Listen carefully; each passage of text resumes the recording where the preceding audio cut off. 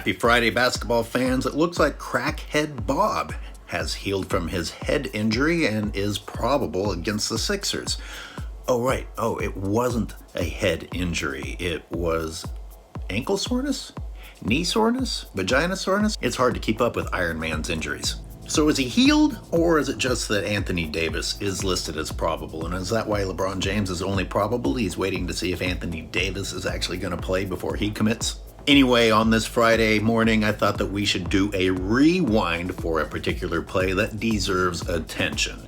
Let's take a closer look. Today we are rewinding to November 26, 2022 against the Spurs, and a lot of things happened on this play. LeBron made a terrible offensive decision trying to go in here. He was expecting a bailout, and because he didn't get the bailout, he quits. His drama cost the Lakers a delay of game penalty, but the reason I'm rewinding to this play is that LeBron quit while the play was live, and a teammate who kept playing the way you're supposed to finishes the play.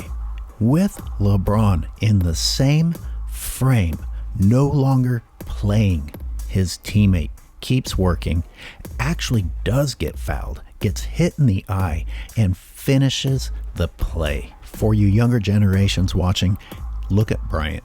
This is how you're supposed to play basketball. You do not quit when you expect something. You do not quit until the whistle blows. You do not put your ego, your self-righteousness, your drama ahead of the good of the team. Sometimes refs miss calls. You don't get to quit on your team every time a ref makes a mistake. And on that note, I'm not so sure the refs did make a mistake. It's pretty hard to see exactly what LeBron is complaining about here, except that he went up against the entire Spurs team instead of kicking it out to a teammate. But as a competitor, that's sort of beside the point. You aren't going to get every call. And if Bryant had quit the way LeBron quit, the Lakers wouldn't have gotten 2 points out of that play.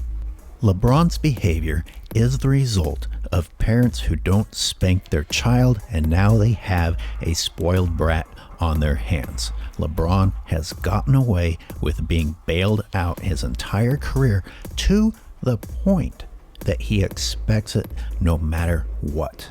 The refs and the league only have themselves to blame for this current behavior, and I blame the LeBron James era of basketball for why there are so many brats out on the basketball court today. And I gotta add one more thing, just a reminder of how big LeBron James is and what a size advantage he has over most people in the league. He is the same weight, actually a little bit heavier, than Thomas Bryant, the center. The key difference here being that if LeBron James had been hit in the eye, he would be rolling on the ground still, whereas Bryant finished the play and ran up the court. This reminds me, did any of you guys also play football? And yes, skinny AOH did play football, but I remember never being allowed to stop until you heard the whistle blow.